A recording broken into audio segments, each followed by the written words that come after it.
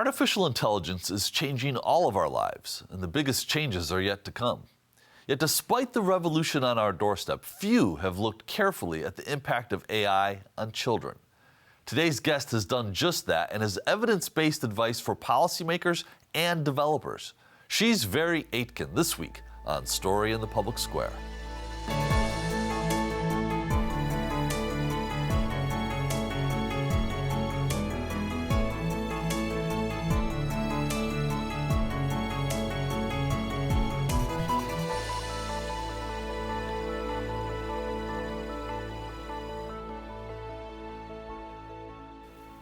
Hello and welcome to Story in the Public Square, where storytelling meets public affairs. I'm Jim Ludis from the Pell Center at Salve Regina University. And I'm G. Wayne Miller, also at Salve's Pell Center. And our guest this week is Mhairi Aitken, a Senior Ethics Fellow in the Public Policy Program at the Alan Turing Institute in London. She's joining us today from the United Kingdom. Mhairi, thank you so much for being with us. Hi, it's great to be here. So you've been involved in a study and you've helped lead it and contribute to the study at the Alan Turing Institute, understanding the impacts of generative AI use on children. This research was focused on 8 to 12-year-olds in the United Kingdom. How much and what kind of experience do they actually have with AI? Yeah, I mean, so at the Alan Turing Institute, I have the great privilege of leading a program of work around the topic of children and AI. And we've been working in the space for about 4 years now. And it's been we've really found that over those 4 years, children's experiences with AI have changed and developed quite a bit over that time. So children of all ages are already very regularly interacting with AI on a daily basis. And that includes infants and preschool children who might be interacting with kind of smart devices or smart toys, including like smart teddy bears, smart dolls that will personalize and interact as the child plays with it, through to older children interacting on video streaming platforms where AI will personalize and filter content, and up to teenagers and young people engaging on social media and many other ways where AI has an increasingly big role in the information they access about the world, as well as in kind of mediating interactions online. But with generative AI, we're seeing lots of new developments in ways that children and young people are kind of interacting very directly with AI technologies and using AI technologies in lots of different ways. In the study that you mentioned, and this was a research project that was supported by the LEGO Group, and in this study, we were focused on children between the ages of 8 and 12. One part of this study was a survey. We surveyed around 800 children across the UK. And in that survey, we found that around a quarter of children in that age group between 8 and 12 were reported using generative AI technologies. And the majority of them reported using generative AI at least on a monthly basis. So they were using these tools regularly. Within that age group, we did find differences in the purposes for which they were using those tools, what they were doing with those tools. With younger kids, so kind of 8, 9-year-olds, more likely to say they were using those tools for fun, for games, for kind of playing around, such as like creating images. Whereas the kind of 11, 12-year-olds were more likely to be using that in schoolwork or to find out information or to support them in their learning. And so I think if we continue to expand that age range, we might find that a similar kind of trend as we begin to look at older children and teenagers who maybe are using those tools more in kind of learning and educational purposes. So are you seeing this in other countries outside the UK? Well, so I mean, our work has really been focused in the UK context. So I think there's a growing body of evidence looking at experiences with generative AI in different contexts. And I think we're seeing similar trends. I don't want to speculate too much. My research has been focused in the UK, but I think it's likely that many of these kinds of trends are going to be relevant or going to be experienced, are going to be found in other contexts as well. I'm really interested, certainly for kind of future research, to think about what the international comparisons might be and to what extent there are similar experiences in different regional contexts, also cultural contexts, and to really explore what those differences might be.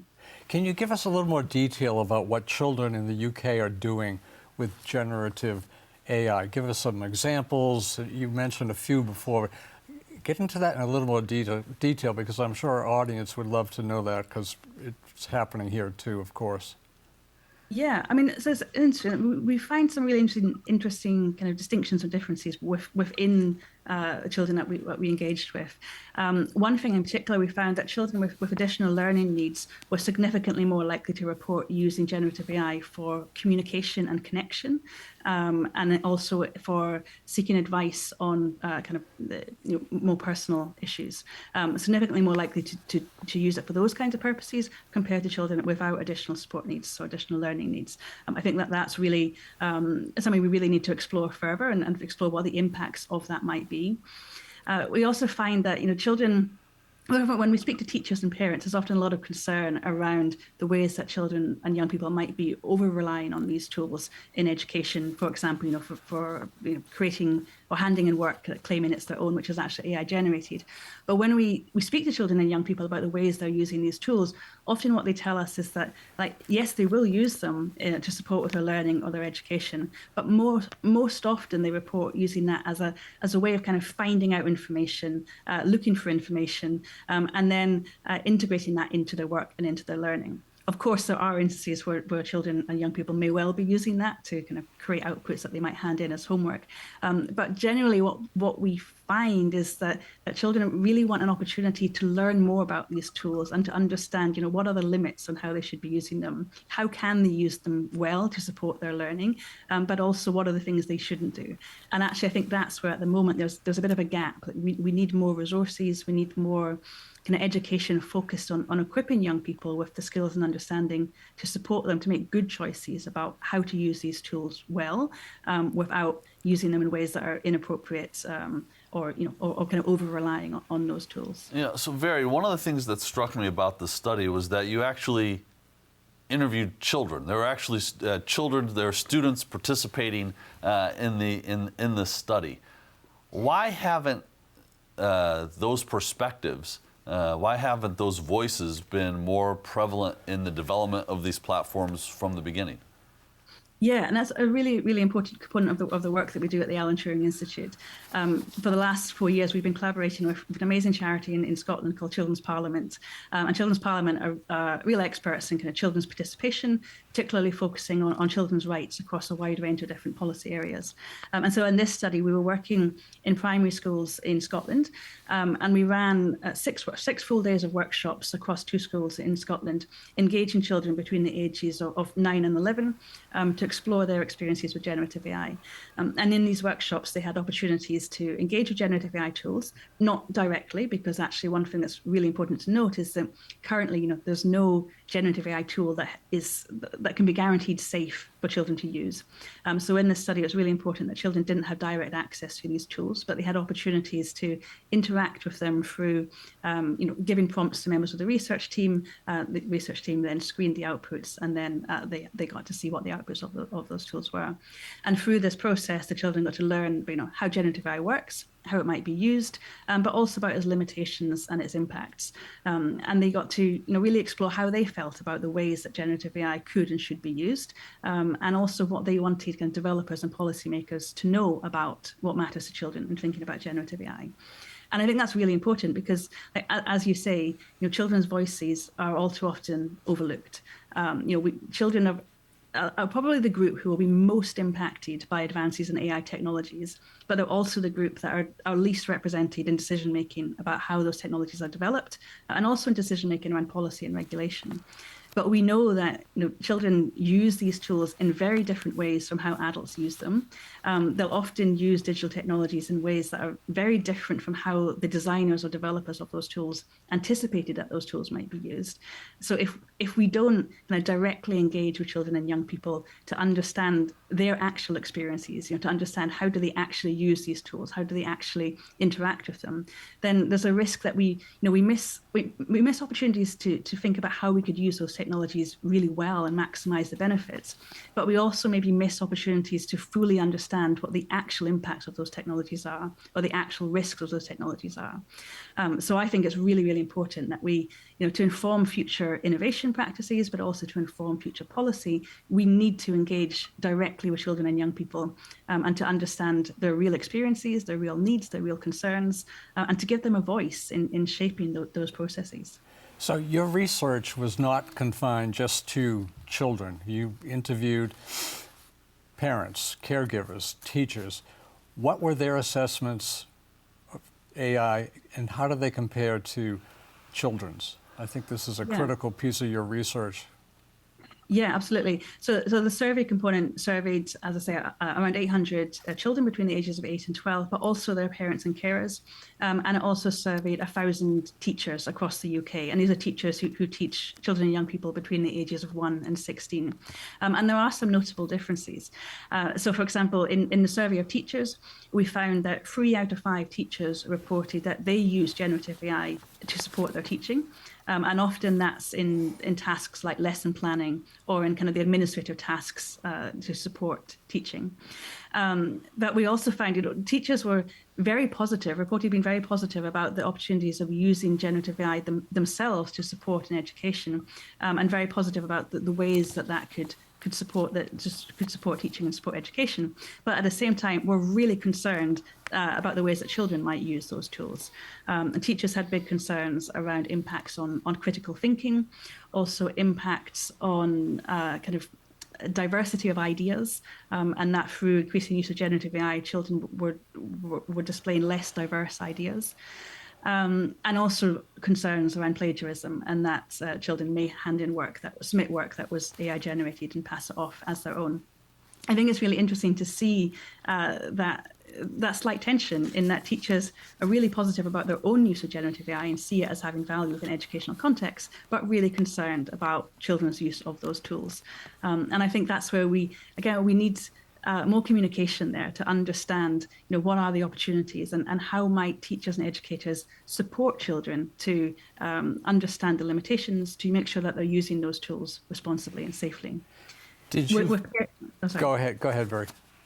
Just on the survey of parents, we found quite different concerns. So with parents, the concerns tended to be more around that children using generative AI might access inappropriate content or inaccurate content. It was less about, we found less concern from parents about the ways that children might potentially use AI in schoolwork or in homework, and much more concern around access of inappropriate and inaccurate content.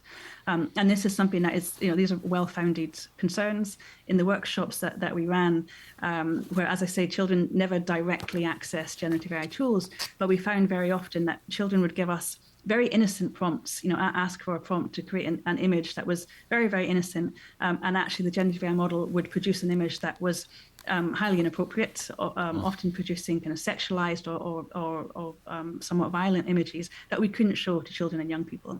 But this shows, very clearly that we know that children as young as 8 are regularly accessing these tools, and that brings real risks that they might be exposed to inappropriate or potentially harmful content through these models that are really not safe for children to use. Did you find any children who were not interested in AI? Well, and maybe I might just tweak that question a little bit. Is there is there any sort of difference across socioeconomic status? Yeah, a really important question. We found some really significant differences in the survey. We found that, as I say, we found about a quarter of children were reported using generative AI, but we found that children who attended private schools were significantly more likely to report using generative AI, also significantly more likely to report having information about generative AI or having previously heard about generative AI, so having some kind of understanding of what generative AI is, compared to children at state-funded schools. And that raises real concerns about, inequity in access to technologies, but also inequity maybe in access to learning about technologies and the opportunities, how things have been, opportunities to learn about these technologies. And as these tools are increasingly being used for educational purposes, and as there's lots of interest in the ways that generative AI might be used to support learning, particularly for students with additional learning needs. If these tools are, if these tools are it's potentially exacerbating those inequities in access to learning tools and access to education between private school and state-funded schools within the UK context. I think that's an area that we really need to pay particular attention to, what the impacts that might have on kind of equity in education. But we're kind of to the the first point there around children's interest in AI, I think that's something that did surprise us in the workshops that we ran. So we had, as I said, we had 6 days of full workshops in primary schools in Scotland. And when we went into these workshops, we were bringing in generative AI technologies. We had full days of creative tasks where the children would have opportunities to choose what tools they wanted to use, and they could choose if they wanted to use generative AI or if they wanted to use kind of more traditional art materials like paint or collaging or plasticine or all kinds of different art materials. And when we were planning these workshops, we fully expected that the kids were going to be so excited about generative AI technologies that we would have to have a queuing system. We would have a limited number of laptops, and we thought that we were going to have to really manage the numbers for kids coming to use generative AI. We were completely wrong, and we went into these schools, and when the kids saw the art materials, the traditional hands-on art materials, they were so excited, and they much preferred using paint, plasticine, things they could get their hands in, get dirty, physically, make art. They were much more excited about that than sitting down with a researcher at a computer and giving a prompt for a generative AI model. What do you think that means? That seems profound. It does. Yeah, I think it means a few things. There's something quite beautiful about, children want to get their hands dirty. They want to physically make something. It also says something, I think, about the level of resourcing in arts and creative activities within schools. We brought in quite a lot of art materials, and certainly some of the teachers commented that the amount of art materials we brought in was essentially what they would normally have as a year's supply in their school. I think that is also quite telling. But it also is really, I think, is a really important reminder that we often, when we talk about digital technologies and children, or how children use digital technologies, often the focus is purely on the technology, and focusing on, like, are children going to become dependent on digital technologies? Are they over-reliant on digital technologies? Are they using these technologies too much? And actually, it's really important to remember that the choices that children make about how they use these technologies for what purposes, those choices are always in the context of the environment in which they have access to those technologies. They're also choices that are dependent on what the alternatives available to children are. And in this context, having access to traditional art materials, having access to things that they could physically make and do, was much more appealing to the children. And I think that that's really important. And it's really important when we think about how we facilitate children's interactions with technologies and ensuring that they have a range of options available to them. The children that gravitated toward arts, they were also chatty. That became a social experience as opposed to in front of a computer, which is really not a social experience. Talk about that a little bit more, because that seems like it seems to speak to human nature, really. Yeah, that was really interesting. One thing we were really interested in exploring was how access to digital technologies affected creative processes, how it affected kind of relationships and dynamics within the class and among children. And we did find that when children did use generative AI, they would tend to come individually up to a researcher to ask to put a prompt into generative AI model. It was quite a solitary process.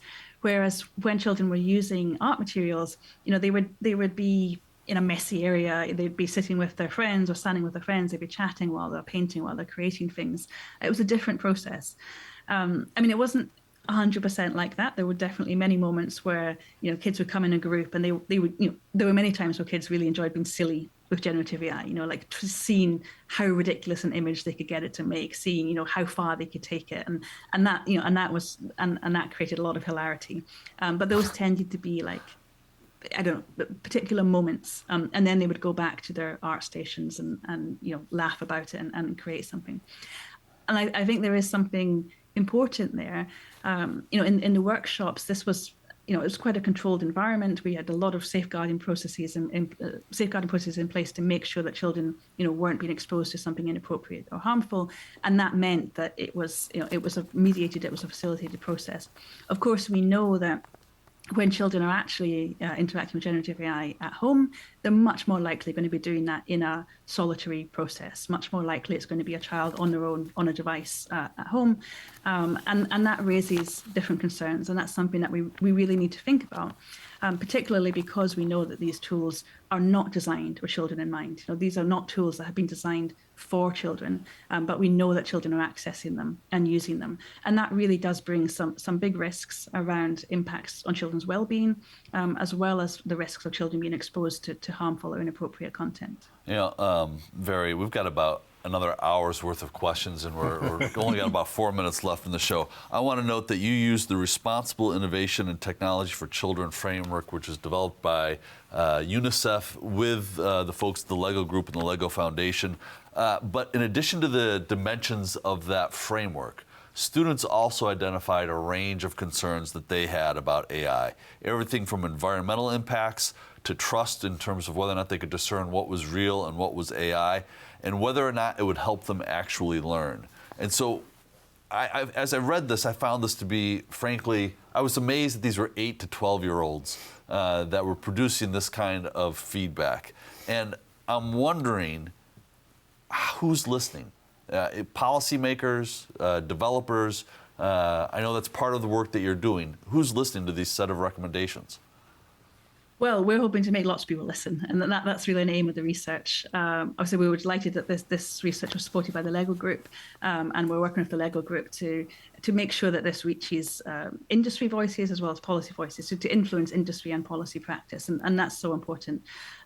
Just a couple of weeks ago, I was at the UN Internet Governance Forum, where we presented this research on a panel at the Internet Governance Forum, and we're doing lots of kind of policy outreach work to make sure that this can inform policy and inform regulatory processes, but also, we produce recommendations that are aimed at industry as well to make sure that this can inform industry practice, because it's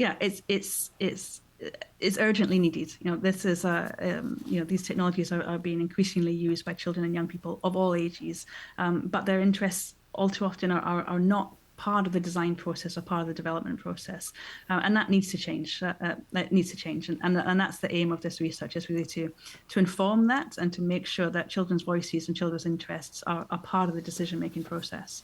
So your bio says that you are, quote, passionate about finding creative ways of engaging members of the public in discussion around the roles of data and AI in society, close quote, including as a regular performer at the Cabaret of Dangerous Ideas at the Edinburgh Festival Fringe. That sounds great.